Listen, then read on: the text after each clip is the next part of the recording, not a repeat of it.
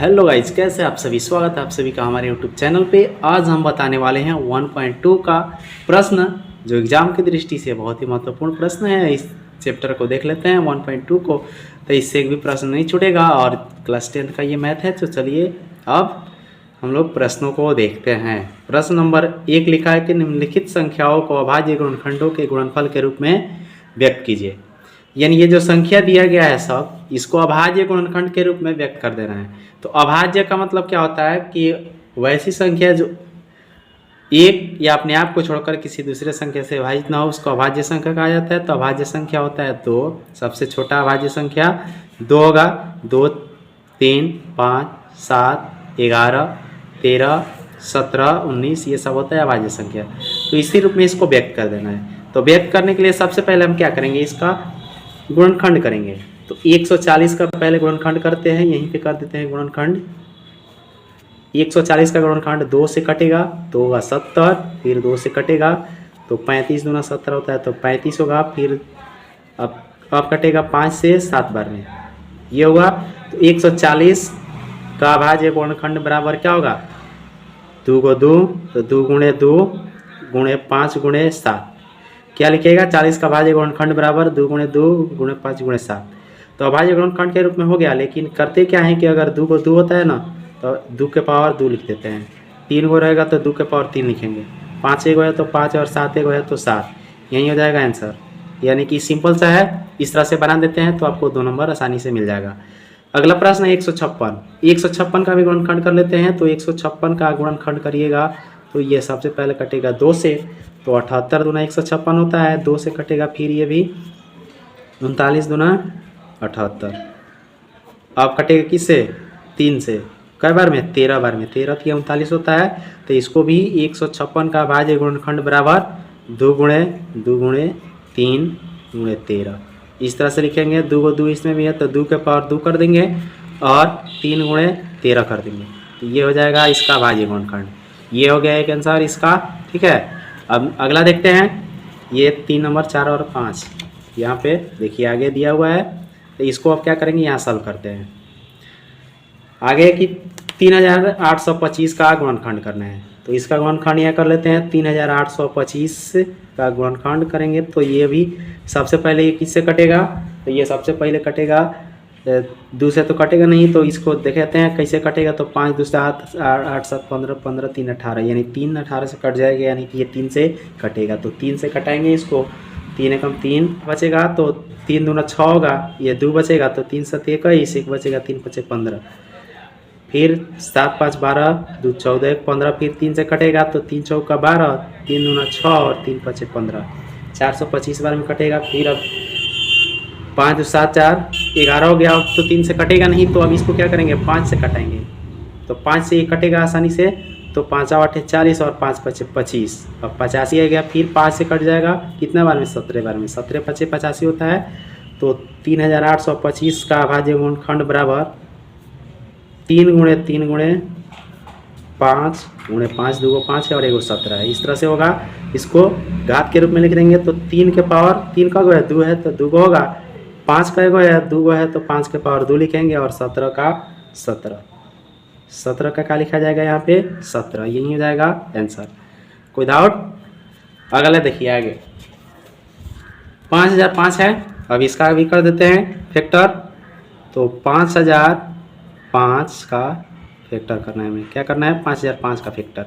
तो ये तो ना 2 से कटेगा ना 3 से कटेगा, ये कटेगा किससे, 5 से कटेगा। तो 5 एकम 5 00 का 00 फिर 5 एकम 5। तो अब आगे अब किससे कटेगा, 5 से तो अब कटेगा नहीं। तो अब इसको कटाएंगे 7 से। ये 7 से कट जाएगा। 7 से कितना बार में, 7 एकम 7 3 बचेगा। 3 बचेगा तो 0 उतरेगा। 7 चौक 28 और 2 बचेगा तो 7 3 का 21 143 हो गया। और 143 कैसे कटेगा, ये 7 से नहीं कटता 143। तो ये कटेगा 11 से। कई बार में, 11 कम 11 और 3 बचेगा तो 11 3 33 यानी 13 बार में कटा। तो 5005 का अभाज्य गुणनखंड बराबर क्या आ गया, 5 गुणे 7 गुणे 11 गुणे 13 आ गया। तो ये 5005 का अभाज्य गुणनखंड हो गया। इसका आंसर ये हो जाएगा। अगला है 7429 का यहाँ कर देते हैं। तो ये तो 9 2 11 4 15 15 7 22 होता है, तो 3 से नहीं कटेगा, 5 से नहीं कटेगा, 7 से नहीं कटेगा, ये कटेगा किससे, ये डायरेक्ट कटेगा 17 से, तो इसको 17 से कटाते हैं। 74 है तो 17 के पढ़ा में 74 नहीं आता है, 17 चौका 68 होगा, 17 चौका 68, इसको घटाइएगा 68 में से, 74 में से 68 को, तो बचेगा कितना 6, 2 उतारिएगा 62 होगा, तो 17 चौका 68, 17 3 51, 3 बार में कटेगा, तो 62 में से 51 घटेगा तो 11 बचेगा, 11 के साथ 9 लिखिएगा तो 119 होगा, और 17 सत्ते 119 होता है, यानी कि ये 437 बार में पूरा पूरा कट जाएगा। उसके बाद कटेगा किससे, 17 से अब नहीं कटेगा, अब कटेगा 19 से, 19 से कटेगा कई बार में, तो 19 दूना 38 होगा, 19 दूना 38 से और घटाएंगे तो बचेगा कितना 5 बचेगा, यानी कि 43 में से 38 घटेगा तो 5, और 7 उतरेगा तो 57 होगा, तो 19 3 57, यानी 23 बार में पूरा कटेगा, तो 74 29 का भाज्य गुणनखंड बराबर कितना हो गया 17 19 इंटू 23 हो गया। ये अलग अलग है, इसका घात के रूप में नहीं लिखा जाएगा, इतना ही आंसर हो जाएगा। ठीक है, अब नेक्स्ट प्रश्न को देखते हैं। 2 नंबर दिया है कि पूर्णांकों को निम्नलिखित युग्मों के HCF और LCM ज्ञात कीजिए तथा इसकी जांच कीजिए कि दो संख्याओं का गुणनफल बराबर HCF इंटू LCM, यानी कि पहले HCF और LCM ज्ञात करना है और जांच क्या करना है कि A इंटू बी बराबर HCF इंटू LCM, यानी इसको सॉल्व करके इसको जांच कर देना है कि दोनों बराबर होता है। तो क्या करेंगे, सबसे पहले इसका HCF LCM निकालते हैं, तो HCF LCM निकालने के लिए इसका गुणनखंड करेंगे, लिखेंगे 26 का भाज्य गुणनखंड बराबर, तो 26 का भाज्य गुणनखंड करिएगा तो क्या होगा 2 गुणे 13, 13 दूना 26 होता है, और 91 का भाज्य गुणनखंड क्या होगा तो 7 गुणे 13, 13 7 91 होता है। इसलिए HCF बराबर, HCF का मतलब होता है कि जो दोनों में शामिल हो, तो दोनों में 13 शामिल है तो 13 इसका HCF हो जाएगा, और कोई अंक शामिल नहीं है, HCF हो गया 13। LCM बराबर क्या होता है, जो दोनों में शामिल होता है उसके बाद एक संख्या लिखा जाता है और जो बचता है उसको भी लिख दिया जाता है, तो 2 इसमें बचा और नीचे बचा 7, तो 7 दूना 14 और 14 में 13 से गुणा किया जाएगा तो ये हो जाएगा 182। उसके बाद क्या है कि जांच कीजिए, तो जांच यहाँ कर देते हैं। जांच क्या करना है कि A इंटू बी बराबर LCM इंटू HCF आना चाहिए, तो A इंटू बी का मान पहले निकाल लेते हैं। पहला को A माना जाता है, दूसरा को B माना जाता है, तो A 26 और B 91, तो 26 इंटू 91, 26 में 91 से गुणा किया जाएगा तो ये कितना हो जाएगा 26 में 91 से गुणा होगा तो 2366 होता है। ठीक है, अब 13 में 182 से कर देते हैं, यानी कि HCF इंटू LCM, तो HCF का मान 13 और LCM का मान 182, इसको गुणा करिएगा तो गुणा करने पर कितना हो जाएगा, ये भी हो जाएगा 23,066, यानी 2366 2366 हो जाएगा, यानी कि दोनों बराबर आ रहा है। इसका मतलब कि जो बनाया गया है बिल्कुल सही है। चलिए आगे देखते हैं। अगला प्रश्न है 510 और 92, 510 और 92 कब निकालना है HCF, तो 510 का भाज्य गुणनखंड लिखिएगा कि आप लोग कि 510 का भाज्य गुणनखंड बराबर, हम डायरेक्ट 510 बराबर लिखते हैं, तो इसका भाज्य गुणनखंड किया जाएगा तो 2 गुणे 3 गुणे 5 गुणे 17 होगा, इस रूप में ही आएगा। गुणनखंड निकाल के देख लीजिएगा आप लोग, ऐसे ही आएगा। उसके बाद दिया है 92, तो 92 का भी कर देते हैं। 92 का भाज्य गुणनखंड करेंगे तो यह होगा 2 गुणे 23, यानी 2 दूना 4 और 23 चौका 92 होता है। तो जो दोनों में शामिल होता है वो क्या होता है HCF, इसलिए HCF बराबर दोनों में शामिल क्या है 2 है, 2 के सिवा अब कुछ भी नहीं है, तो 2 लिख देंगे HCF और तथा LCM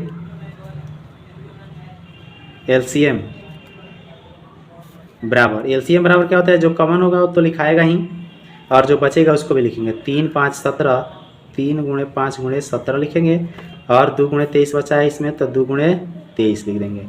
इस सबको गुणा करेंगे तो टोटल को गुणा करिएगा तो कितना आ जाएगा 23,460 आएगा। टोटल को गुणा करने पर 23,460 आएगा। अब जांच इसका भी कर देते हैं।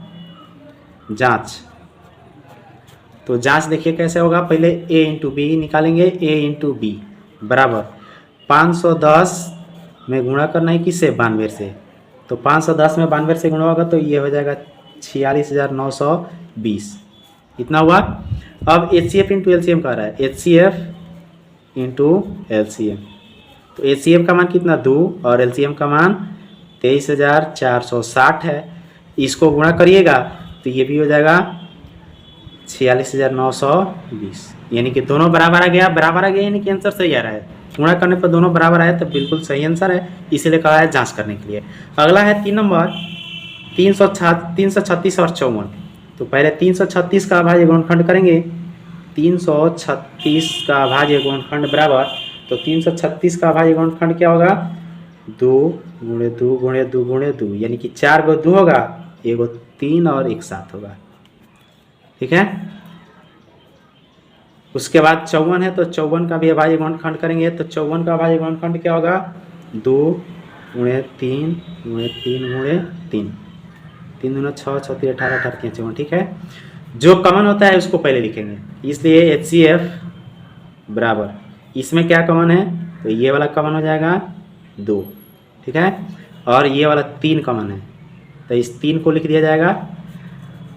तो 1 गो 2 हुआ और 1 गो क्या हुआ, 3, तो 3 दूना 6, HCF इसका आया 6, तथा LCM बराबर क्या होगा, जो कॉमन हुआ है उसको लिख दिया गया, यानी 2 गुणे 3 लिखा गया तो 6 हुआ, और बचा क्या, 3 गो 2 बचा है, तो 1 2 3, 3 गो 2 हुआ, और 1 गो 7 बचा है तो 7 हुआ, नीचे बचा है 2 गो 3, तो 2 गो 3 लिख देंगे। ये टोटल को गुणा कर दीजिएगा, तो टोटल को गुणा करने पर कितना जाएगा, 3024 आएगा, टोटल को गुणा करिएगा तो। ठीक है। अब इसकी जांच करते हैं, यहाँ पे जांच, तो जांच कर लेते हैं। तो सबसे पहले A इंटू बी निकालते हैं, A इंटू बी। तो A का मान कितना, 336, तो 336 इंटू 54 लिखेंगे, 54 हो गया। ये गुणा कर दीजिएगा, तो टोटल गुणा करने पर कितना आ जाएगा, 18,144, 18,144 आएगा। गुणा करिएगा टोटल को। तो अब इसमें क्या करेंगे, इसमें भी गुणा करेंगे HCF इंटू LCM का, HCF इंटू LCM बराबर, तो HCF का मान 6 हो गया, LCM का मान हो गया 3024, तो 6 चौका 24 के 4, और 6 दूना 12 2 14 के 4, 6 0 0 RC नहीं किया तो 1, और 6 3 18, सेम आया, दोनों बराबर आया, यानी कि ये आंसर बिल्कुल राइट है। अब देखते हैं नेक्स्ट प्रश्न को, प्रश्न नंबर 3 नंबर प्रश्न लिखा है कि अभाज्य गुणनखंड विधि द्वारा निम्नलिखित पूर्णांकों के HCF और LCM ज्ञात कीजिए। यानी कि अभाज्य गुणनखंड विधि द्वारा क्या ज्ञात करना है, HCF और LCM। तो ये सबका अभाज्य गुणनखंड के रूप में पहले व्यक्त करेंगे, उसके बाद उसका HCF और LCM ज्ञात। सबसे पहले 12 का अभाज्य गुणनखंड करेंगे, तो लिखेंगे 12 का अभाज्य गुणनखंड बराबर, तो 12 का अभाज्य गुणनखंड क्या होगा, 2 दूना 4 3 12, यानी 2 गुणे 2 गुणे 3 होगा। 15 है, तो 15 का अभाज्य गुणनखंड क्या होगा, तो 3 गुणे 5 होगा, 3 5 15 होता है। और 21 का अभाज्य गुणनखंड क्या होगा, तो 3 गुणे 7 होगा, 3 7 21। इसलिए HCF बराबर क्या होगा, HCF निकालने के लिए क्या करते हैं, तीनों में जो कॉमन होता है उसको लिखा जाता है। तो कॉमन कौन है, 3 इसमें भी है, इसमें भी है, इसमें भी, इसके सिवा और कोई संख्या नहीं है, तो HCF हो गया कितना, 3 हो गया, तथा LCM बराबर क्या हो जाएगा, जो कॉमन हो गया उसको तो लिखाएगा ही लिखाएगा, और जो बचता है उसको भी लिखा जाएगा। 3 इसमें से कॉमन हो गया तो 2 गुणे 2 बचा है, तो 2 गुणे 2 लिखिए। इसमें से 3 कॉमन हो गया तो 5 बचा, इसमें से 3 कॉमन हो गया तो 7 बचा है। ये सब को गुणा कर दीजिएगा तो HCF निकल जाएगा। टोटल को गुणा करिएगा तो 3 दूना 6 दूना 12 5 60, और 60 में 7 से गुणा कर दीजिएगा तो हो जाएगा 420, तो इसका आंसर हो जाएगा 420। लिख दीजिएगा, अतः HCF बराबर 3 तथा LCM बराबर 420, यही हो जाएगा आंसर। ठीक है। कोई डाउट होगा तो आप लोग कमेंट करके भी पूछ सकते हैं। अगला 2 नंबर प्रश्न, 2 नंबर इसका दिया है कि 17 23 और 29 का LCM और HCF ज्ञात करना है। तो 17 23 और 29 ये तो अभाज्य संख्या ही है। क्या है, 17 23 और 29 अभाज्य संख्या है। तो 17 का गुणनखंड करिएगा तो ये क्या होगा, 1 इंटू 17 होगा। 23 का गुणनखंड करिएगा तो 1 इंटू 23 होगा, और 29 का गुणनखंड करिएगा तो 1 इंटू 29 होगा, यानी 1 गुणे 29 होगा। ऐसे ही ना होगा, बाकी तो अब इसका गुणनखंड कोई होगा नहीं, तो एक एक सब में है, तो HCF बराबर क्या हो जाएगा, इसलिए HCF बराबर 1 तथा LCM बराबर क्या होगा, 1 से गुणा करते हैं तो उतना ही हो जाता है, 1 लिखने की जरूरत नहीं है, ये सबको गुणा कर देंगे। 17 गुणे 23 गुणे 29, ये टोटल को गुणा कर देंगे, तो टोटल को गुणा करेंगे तो ये आ जाएगा 11,339। ये हो जाएगा आंसर। इसमें भी लिख देंगे अतः एलसीएम बराबर 11,339 तथा एचसीएफ बराबर 1। ये हो जाएगा आंसर। नेक्स्ट प्रश्न 3 नंबर लिखा है कि 8, 9, 25 का निकालना है अभाज्य गुणनखंड द्वारा। तो 8 का अभाज्य गुणनखंड बराबर 2 गुणे 2 गुणे 2 होगा। 9 का अभाज्य गुणनखंड होगा, 9 का अभाज्य गुणनखंड बराबर 3 गुणे 3 और 25 का अभाज्य गुणनखंड बराबर क्या होगा 5 गुणे 5। यानी कि इसमें कोई कॉमन संख्या नहीं है, तो इसमें कोई कॉमन जब नहीं रहता है तो उसके लिए 1 लिखा जाता है HCF, इसलिए HCF बराबर 1 हो जाएगा। यानी कोई भी कॉमन संख्या नहीं रहता है तो उसका HCF में क्या लिखा जाता है 1 तथा LCM बराबर सबको गुणा के रूप में लिख देंगे, यानी कि कोई कॉमन है ही नहीं तो इसी को गुणा के रूप में लिख देंगे आसानी से। 8 गुणे 9 गुणे 25, 8 9 72 और 72 में 25 से गुणा कर दिया जाएगा तो 1800 हो जाएगा टोटल, यानी कि इसका आंसर होगा 1800। तो लिख देंगे अतः HCF बराबर 1 तथा LCM बराबर 1800। ये हो जाएगा आंसर। इस तरह से आसानी से आप लोग बना सकते हैं। अब नेक्स्ट प्रश्न को देखते हैं, प्रश्न नंबर 4। चौथा प्रश्न लिखा है कि HCF 306,657 बराबर 9 दिया है, तो LCM 306 और 657 ज्ञात कीजिए। यानी सिंपल सा दिया है कि 306 और 657 का HCF 9 है तो LCM ज्ञात कर देना है इसका। तो इसमें क्या करते हैं, मान लेते हैं कि माना कि याद रखिए कि ए किसको माना जाएगा जो सबसे बड़ा होगा, तो दोनों में बड़ा कौन है 657, तो 657 को ये मान लीजिए तथा बी बराबर 306 को मान लेंगे, ठीक है। तो ए भी हो गया। और HCF निकालने के लिए क्या करते हैं, HCF तो दिया हुआ है, HCF बराबर क्या दिया है, HCF बराबर दे दिया है 9, इसलिए LCM बराबर तो सूत्र क्या होता है A इंटू बी बटा HCF, यानी संख्या के गुणनफल बटा HCF होता है। तो दोनों संख्या को गुणा के रूप में लिख देंगे, तो 657 गुणे 306 बट्टा 9, तो 9 से कटा दीजिए इसको, तो 9 3 27 होता है, बचेगा कितना 3 बचेगा और 6 उतारा जाएगा तो 36 होगा, तो 9 चौका 36, यानी कि 657 इंटू 34 हुआ। तो 657 में 34 से गुणा कर दीजिएगा तो ये हो जाएगा कितना 22,338 हो जाएगा। यही हो जाएगा आंसर, यानी कि LCM कितना है इसका 22,338। नेक्स्ट प्रश्न है 5 नंबर लिखा है कि जांच कीजिए कि क्या किसी प्रकृत संख्या n के लिए संख्या 6 के पावर n अंक 0 पर समाप्त हो सकती है। तो ये सिंपल सा प्रश्न है, इसको जांच कर लेते हैं पहले। यानी कि बता देना है कि किसी भी प्रकृत संख्या n के लिए क्या कौन सी संख्या, तो प्रकृत संख्या की बात किया गया है 6 के पावर n पे समाप्त हो जाएगी। 6 के पावर n जो है अंक है 0 पर समाप्त हो जाएगी। तो 0 पर समाप्त होने के लिए क्या होना चाहिए कि 10 से विभाजित होना चाहिए, अर्थात 2 गुणे 5 यानी 2 और 5 से विभाजित होना चाहिए। तो चलिए इस बात को हम लोग पहले नोट कर लेते हैं कि यदि कोई संख्या का अंक 0 पर समाप्त हो सकती है, 0 पर समाप्त हो सकती है, तो वह क्या होगा 10 से विभाजित होगी। यानी 0 से जब समाप्त होगा तो 10 से विभाजित होगी, 10 से विभाजित होगी। यानी कोई भी संख्या 0 पर समाप्त होने के लिए 10 से पूर्णतः कटता है।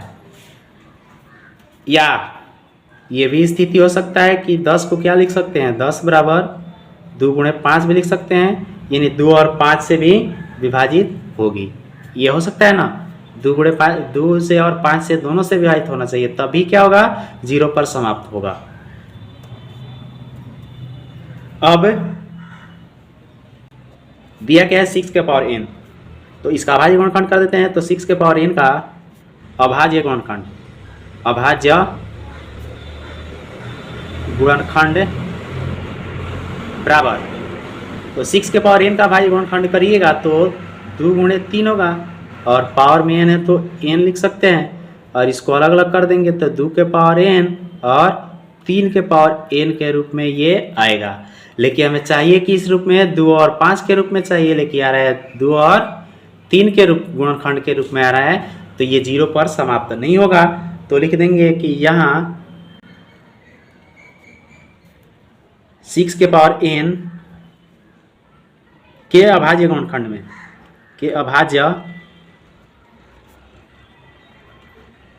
गुणनखंड में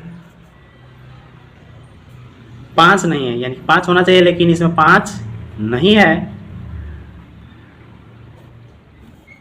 इसलिए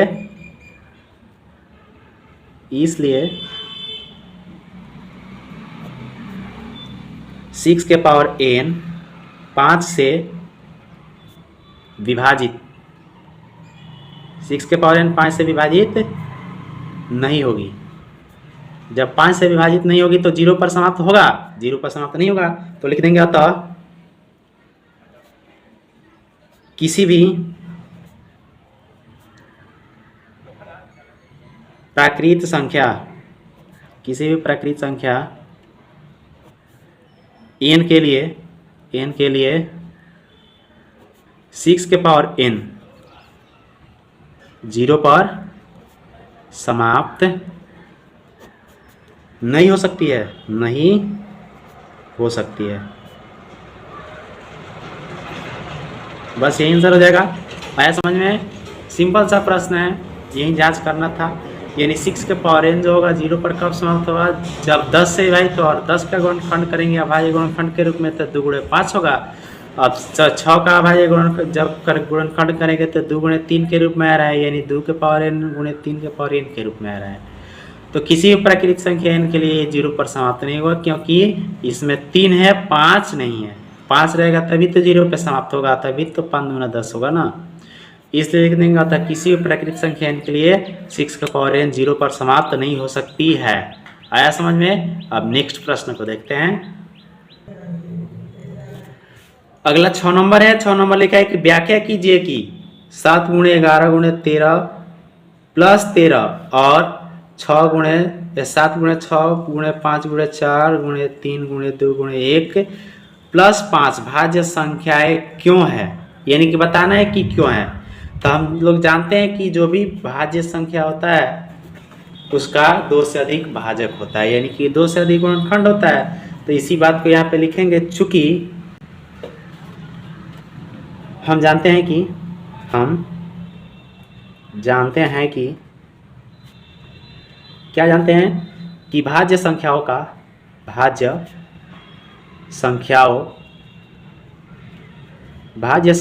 के 2 से अधिक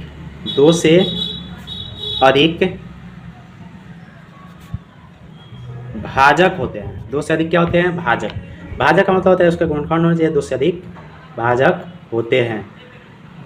इसलिए दी गई संख्या बराबर, जो दी गई संख्या है उसका देख लेते हैं 2 से अधिक गुणनखंड है या नहीं। दी गई संख्या बराबर, यानी संख्या क्या दिया है? 7 गुणे 11 गुणे 13 प्लस 13 ऐसे दिया है, और संख्या क्या दिया है? 7 गुणे 6 गुणे 5 गुणे 4 गुणे 3 गुणे 2 गुणे 1 प्लस में 5 है, इसी रूप में है। तो हम ये प्लस में है तो सबको गुणा के रूप में पहले करेंगे। तो गुणा के रूप में करने के लिए क्या करेंगे? इसमें से 13 को कॉमन करेंगे। तो इसमें से 13 कॉमन होगा तो बचेगा 7 गुणे 11, 13 कॉमन हो गया, यहाँ पे प्लस और 13 यहाँ से कॉमन हुआ तो 1 बचा। और इसमें से प्लस में 5 है, इसमें भी 5 है तो 5 को कॉमन करेंगे। तो 7 गुणे 6 गुणे 5 तो कॉमन हो गया, बचेगा 4 गुणे 2 और 1 को गुणा करेंगे तो 1 हो जाएगा, तो 1 बचेगा यहाँ पे, और प्लस में भी 1 बचेगा। ठीक है, अब सबको गुणा कर लेते हैं, गुणा के रूप में व्यक्त करते हैं। तो 13 का 13 और 11 7 77 1 78 हो गया, ये गुणा के रूप में हुआ। और ये 5 का 5, ये सबको गुणा कर दीजिए तो दो एकम दो, दो चौका आठ, आठ छक्का 48 और 48 से मैं 7 से करिएगा तो 48 सत्ते होता है 48 सत्ते 1008 और एक जोड़िएगा तो 9 हो जाएगा। 1000 ये 9 हुआ, यानी गुणा के रूप में आया। तो इसको भी हम क्या कर सकते हैं, 13 तो अभाज्य संख्या है और 78 को गुणा के रूप में लिख सकते हैं। तो 13 गुणे 2 गुणे 3, यानी 13 दूना 26 और 26 या 13 दूना 26, 26 या 78 और 5 गुणे, ये तो अभाज्य संख्या के रूप में है ही, तो 1009 ये हो जाएगा।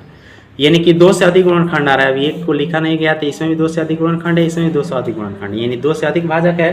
तो लिख देंगे यहाँ दी गई संख्या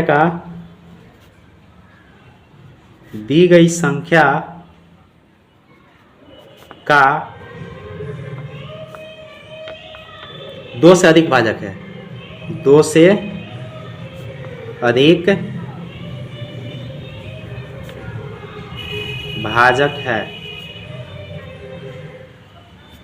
अतः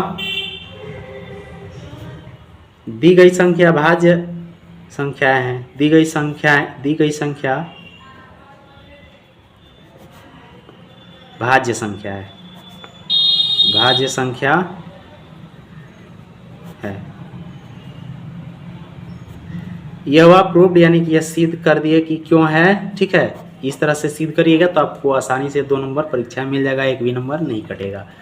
अब नेक्स्ट देखते हैं 7 नंबर प्रश्न।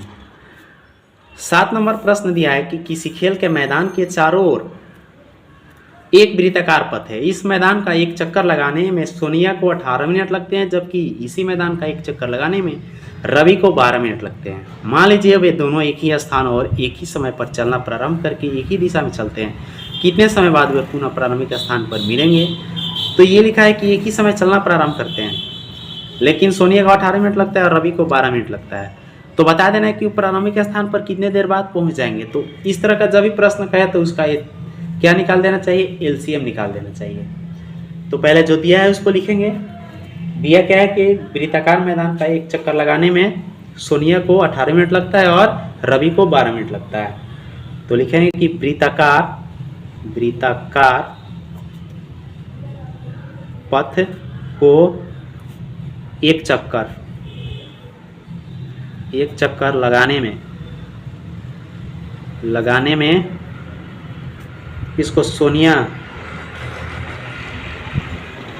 द्वारा लिया गया समय बराबर 18 मिनट। कितना मिनट? 18 मिनट लगता है। तथा रवि द्वारा लिया गया समय बराबर, इसके द्वारा 12 मिनट का समय लिया जाता है, 12 मिनट। और प्रश्न का क्या रहा है कि पुनः कितने समय बाद प्रारंभिक स्थान पर मिलेंगे। तो प्रारंभिक स्थान पर कितने समय बाद मिलेंगे, तो दोनों का एलसीएम निकाल देंगे। लिख देंगे कि अब लिखेंगे अब दोनों प्रारंभिक स्थान पर मिलेंगे।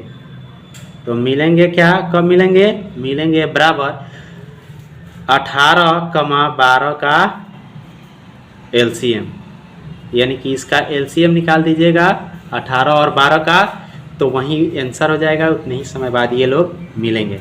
तो एलसीएम निकालने के लिए सबसे पहले 18 का अभाज्य गुणनखंड कर लेते हैं।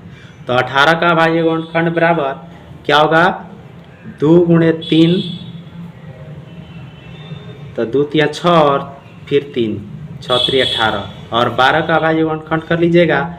तो 12 का अभाज्य गुणनखंड क्या होगा, 2 गुणे 3, यानी 2 दूना 4 3 12 हो जाएगा। इसलिए एलसीएम बराबर जो दोनों में शामिल होता है पहले उसको लिखा जाता है। तो कॉमन ये 2 है तो एगो 2 लिखेंगे, एक 3 भी कॉमन है तो एक 3 भी लिख देंगे। और बच क्या रहा है, तो इसमें 3 बच रहा है, इसमें 2 बच रहा है, तो 3 भी लिख देंगे और इसमें 2 लिख देंगे। ये सबको गुणा कर दीजिए तो 3 दूना 6, 6 3 18, 18 दूना 36, यानी कि आया कितना 36, तो 36 मिनट लगता है। तो इसी को लिख कैसे देना है कि अतः दोनों माने कौन कौन, सोनिया और रवि, प्रारंभिक